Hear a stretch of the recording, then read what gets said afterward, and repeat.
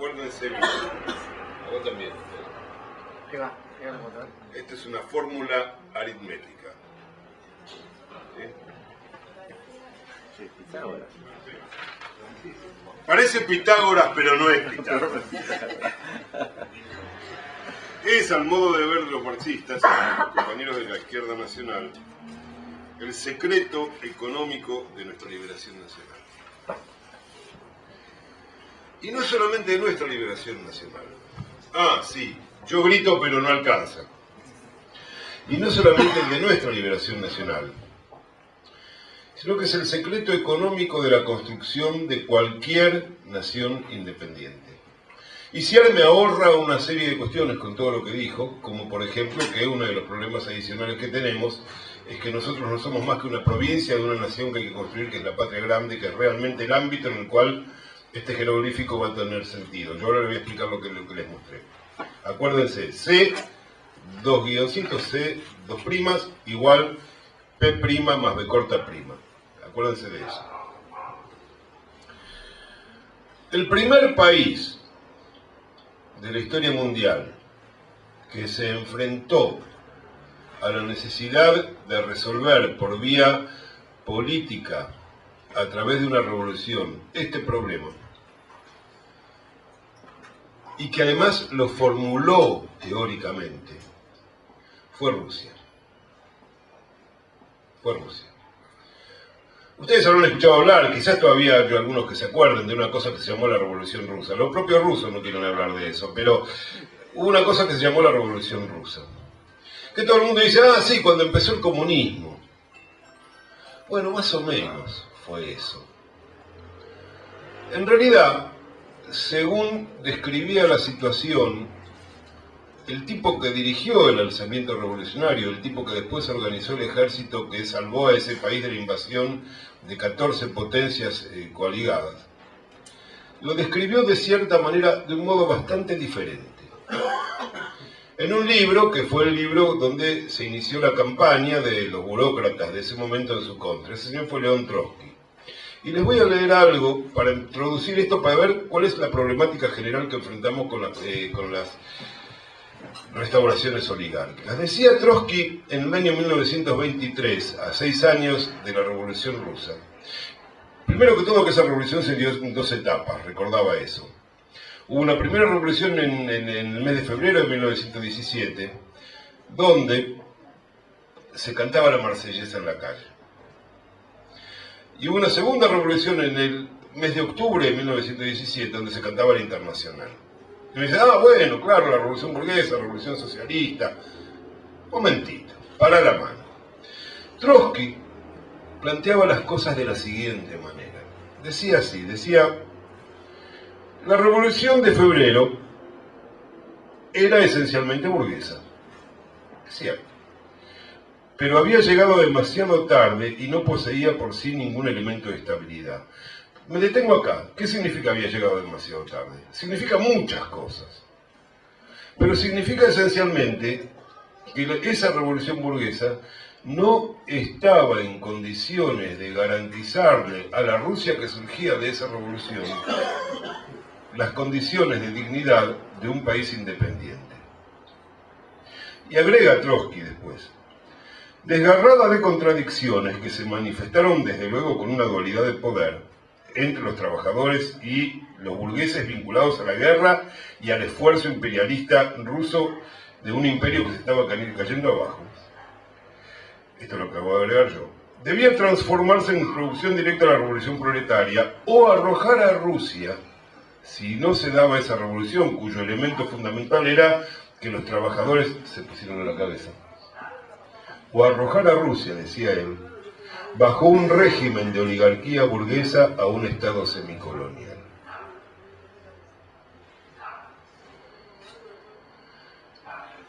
Esta es la problemática básica de los países semicoloniales, no solamente de la Argentina, aunque acá tiene, por diversas razones históricas, algunas las mencionó Iciar, las otras son muy largas para contar ahora, pero en la Argentina tiene una aguda intensidad y una prolongada situación de revolución y contrarrevolución permanente donde hay dos proyectos de país realmente en pugna. Convertirse en un país semicolonial significa concretamente, y para decirlo en términos de dinero, que ese país no está en condiciones de sostener por sí mismo su propia vida y necesita para sobrevivir del mercado mundial y en particular de las finanzas mundiales. Es un país incapaz de producir en su propio seno, por el desarrollo habitual de las actividades económicas cotidianas, el capital que necesita al año siguiente para poder seguir existiendo. Y si es posible, un poco más para empezar a crecer. Un país semicolonial es, como bien decía Iciar, un país como la Argentina, que desde 1955 y también después del desarrollismo, que nos implantó una industria que es deficitaria. Nuestra organización industrial en este momento está organizada en torno a la industria automotriz, que es deficitaria. El país tiene permanentemente subsidiado a la industria automotriz porque la industria automotriz no es autosuficiente en la Argentina. Es una cosa que poca gente sabe. Y todo el mundo habla de las provincias inviables y que Tierra del Fuego hay que dejar de pagarle a las fábricas porque esas fábricas cuestan caro. Córdoba existe con una industria deficitaria. El país económicamente está subsidiando a las empresas imperialistas que mandan las remesas al exterior. Desde que se implantaron, en el 58. Con lo cual se empeoró la situación del 55. Y después del 66, año que acá no se mencionó, todo esto se agravó con el gobierno de Onganía. Porque una enorme cantidad, yo diría la principal, del capital que operaba en la Argentina pasó a manos del imperialismo norteamericano. Con lo cual, el conjunto de la economía empezó a funcionar de manera deficitaria. Esta formulita misteriosa que yo les planteé, esta formulita, es una fórmula de Marx. Está en el tomo 2 del Capital, tomo que en general nadie lee porque es muy aburrido. Marx lo que hizo en su momento, cosa que tampoco lo sabe mucha gente, fue analizar económicamente las condiciones de la independencia nacional. Desde el punto de vista de su teoría. Y llegó a la conclusión siguiente. No hay independencia nacional sin un desarrollo profundo del sector de la economía que produce máquinas para los demás sectores productivos. Es decir, el sector de la producción intermedia, el sector de la construcción de la, hoy en día, electrónica pesada, de la siderurgia pesada, de la fábrica de máquinas, herramientas, que no le vende al público, le vende a otros empresarios. Sin ese sector no hay independencia nacional posible, porque no hay dónde revertir, dónde capitalizar, ni la plata que los empresarios que producen textiles para consumo final, comida, ladrillos, o sea, los bienes de consumo para mantener a los seres humanos con vida, le pagan a sus obreros, ni las propias ganancias de esos empresarios. Esto está formulado, yo lo digo de una manera muy grosera, en esta ecuación que dice que el capital necesario para desarrollar la industria pesada, de ahí esas dos comitas que hay arriba significa el sector destinado a la industria pesada, es igual a el capital que se invierte en pagarle a los trabajadores de la industria liviana y de la alimentación, por supuesto, y las ganancias, para decirlo en términos brutales, la plusvalía que obtienen los dueños de esas fábricas. Un país que logra establecer esta ecuación, es un país independiente. Que se banca cualquier cosa, porque genera en su propio seno el capital que necesita para vivir. Admiraba profundamente a María Luisa Bemberg y en particular recomendaba a todo aquel que lo escuchaba la película Miss Mary. Y dentro de esa película él hacía notar una escena en particular. Miss Mary es la historia de una familia oligárquica, de la familia Bemberg, además, contada por una de sus hijas, desde adentro de la oligarquía. Y un personaje de esa película es el padre de ella, Otto Bemberg, que era Sir del Imperio Británico y el dueño de la cervecería Quilmes, entre otras cosas. Lo cual, dicho sea de paso, derriba el mito de que la oligarquía estaba únicamente dedicada a manejar ganado, digamos. También tenía fábricas. En ese instante de la película, hay un marinero gorila, como bien decía la compañera, desde el 18 de octubre en adelante estuvieron conspirando, así como empezaron a conspirar. Disculpame, yo acá tengo una diferencia con vos, no cuando llegó Néstor Kirchner al gobierno. El 21 de diciembre del año 2001 ya empezaron a conspirar. Apenas terminó el movimiento del 19 y 20 de diciembre empezaron a conspirar, de eso no tenemos que tener ninguna duda. O sea, perdóname la corrección, pero es fundamental entenderlo. El enemigo de ellos es el pueblo argentino. Cuando el pueblo argentino se mueve y sacude la estantería, al día siguiente ya empiezan a conspirar estos integrantes de la clase dominante principal de la Argentina. Y Bemberg le contesta a este marinerito, le dice que le estaba increpando, que cómo, que no hacían nada, que llegaba Perón al poder. Y el tipo le dice, no se preocupe, le dice Bemberg, fíjense la interesante respuesta que dice la hija que el padre le dio, y que probablemente debe haber sido así. Somos tan estúpidos que lo vamos a combatir, quédese tranquilo. ¿Qué significa somos tan estúpidos que lo vamos a combatir? Significa que como nosotros en realidad estamos en la Argentina, pero no somos realmente argentinos, estamos aquí por un azar de aparición. Así como una vaca nacida en la Argentina, de vientre de una vaca que está en la Argentina, es argentina porque nació acá, pero no porque se sienta argentina. Nosotros vamos a mantener las condiciones del capitalismo semicolonial que nos permiten tener una renta diferencial gigantesca sin necesidad de laburar para invertirla y empezar a vender mercadería a estos negros de miércoles cuyo nivel de vida tiene que mantener bajo para que nosotros podamos vender en el extranjero aquello que ellos no deben comer. Vamos a perder plata en realidad, porque si se expandiera la economía argentina yo vendería mucha más cerveza, pero preferimos perder plata, porque nuestro negocio está en otro lado. ¿Dónde está?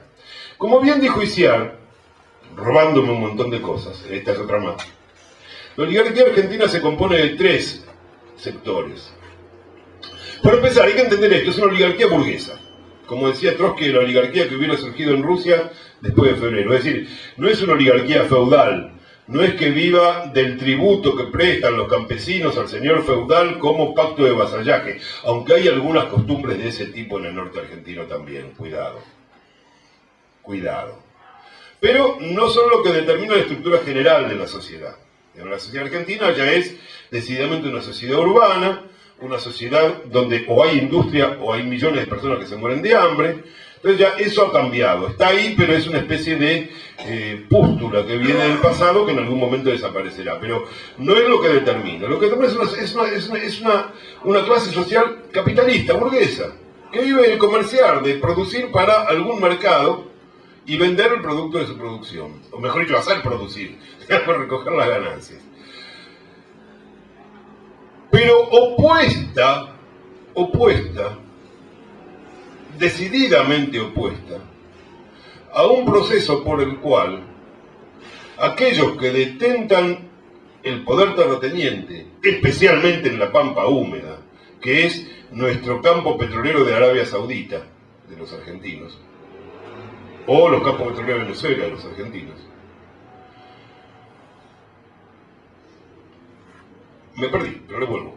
La oligarquía terrateniente, el sector terrateniente, que además se funde muchas veces en las mismas personas y familias, cuando empieza a crecer el sector de la industria pesada, empieza a perder fuerza dentro del conjunto de la economía y por lo tanto no puede, con sus ganancias, meterse en el circuito financiero internacional, en el sector financiero de la oligarquía. El segundo sector de la oligarquía del que habló Iciar. Y por supuesto, si no puede meter las ganancias en el sector financiero de la economía mundial, tampoco puede sustentar al sector comercial del comercio externo de la oligarquía, que es la otra pata. ¿Me está faltando alguna, Isiel?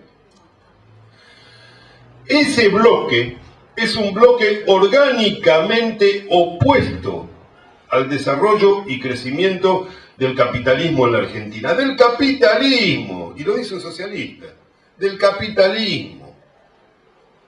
Están dispuestos a admitir el desarrollo de un capitalismo semicolonial, es decir, quedarnos paralizados en realidad en la Argentina de 1890, para ser exactos, en la Argentina derrotada por la crisis mundial de 1890 que le entrega el sector bancario directamente al imperialismo, salvo el Banco Nación, que Pellegrini tiene la idea de crearlo porque si no, nos quedaba un solo banco argentino, cosa que no sucedió en Brasil, donde todavía estaba la banca Mauá aún después de la crisis. Acá no, acá la crisis del 90, cosa que poca gente sabe, dejó todos los bancos privados en manos extranjeras. No quedó uno solo argentino.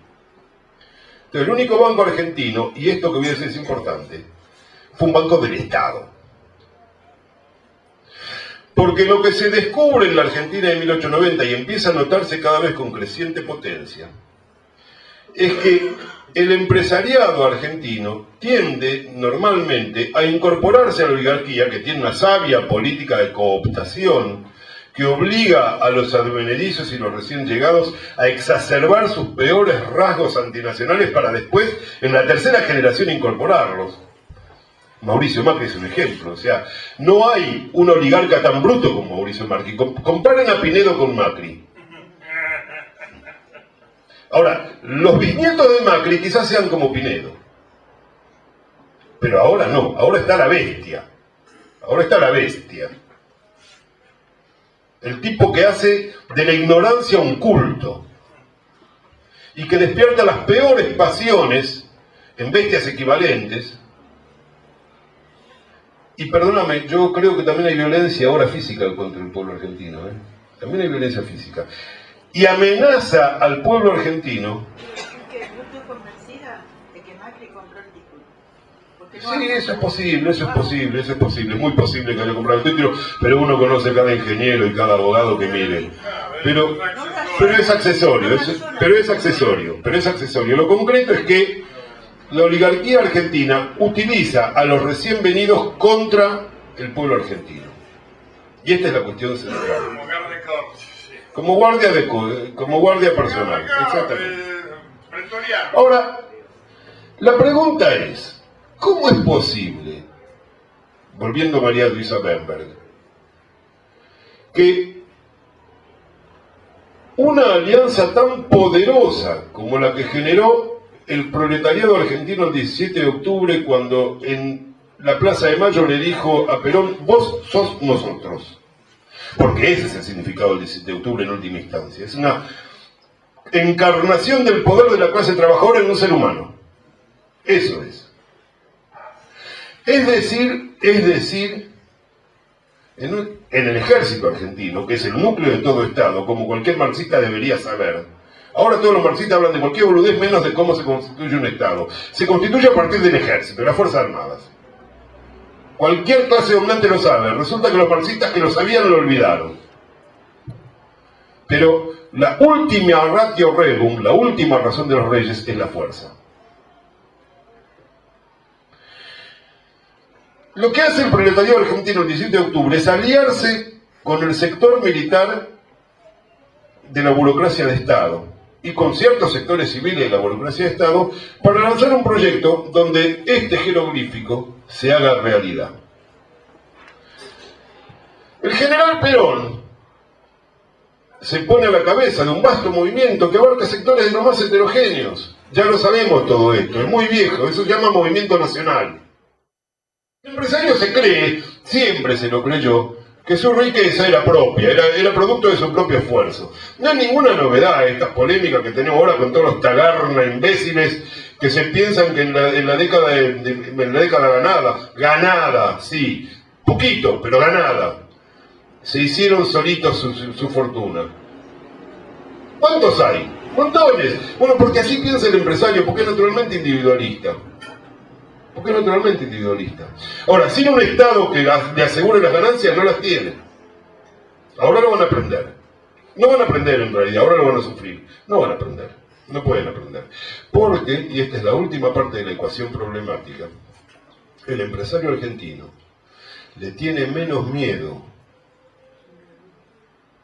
a la empresa imperialista que expulsa a los almaceneros metiendo grandes cadenas de supermercados, y ahora las cadenas de supermercados ya empezaron a meter almacencitos con los mini Carrefour y todas esas cosas.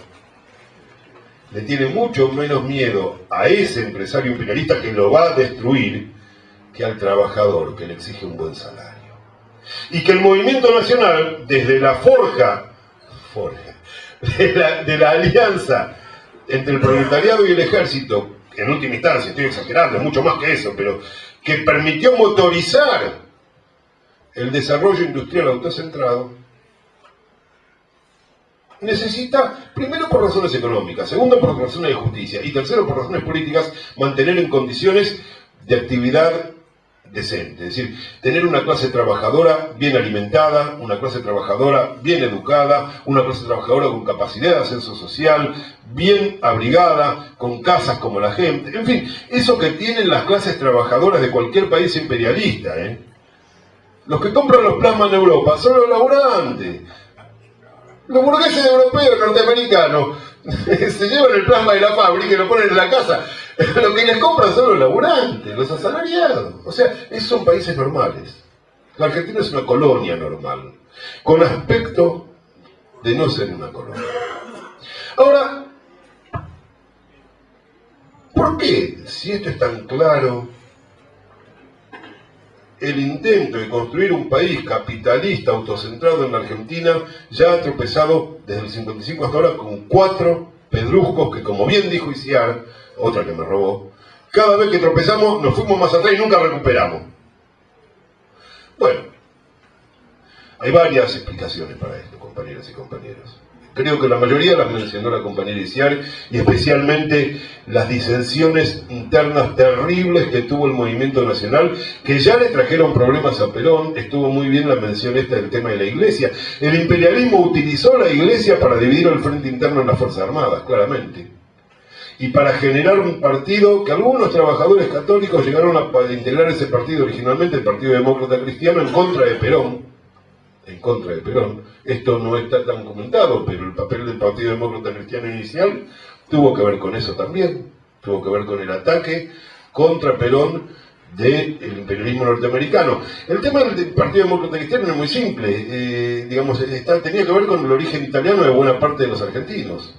Era la misma ecuación de Italia, digamos, o sea, el sector más conservador se lo metía en un partido católico y a partir de ahí se conspiraba contra el gobernante, que era al mismo tiempo fascista, nazi y comunista, es decir, era un patriota americano, que era Perón. El peronismo se colocó a sí mismo como el partido del pobrerío, el partido de la justicia social, y no como el partido de la soberanía y la liberación nacional. No es que los peronistas no crean en la soberanía y la liberación nacional. Lo que estoy diciendo es que se ha perdido en gran medida, y creo que esta es la gran derrota del 55 en última instancia, se ha perdido la conciencia de que sin soberanía nacional, como eje vertebrador de todas las acciones, y el movimiento obrero le está pasando lo mismo, lo que vos decías, tiene que haber un programa del movimiento obrero para el pueblo argentino. No hay, porque ahora todos somos buenos, o queremos ser buenos, queremos repartir, No, el reparto en sí mismo no importa, está muy bien, obviamente hay que repartir, pero hay que repartir en función de la soberanía nacional, y la soberanía nacional se obtiene repartiendo en función de que esa riqueza se revierta en la construcción de la industria pesada. Si repartimos sin generar la industria pesada, estamos derrotados. Ahora, la industria pesada no la vamos a generar con facilidad. Vamos a tener problemas. Pero esa es la clave. Y aclaro, esto se lo dijo el general Perón, y el general Perón no estuvo de acuerdo, lo que pasa es que no pudo hacerlo, digamos. Segundo plan quinquenal. Claro, era el objeto del segundo plan quinquenal. Pero a Perón se lo había dicho Manuel Ugarte en el año 44.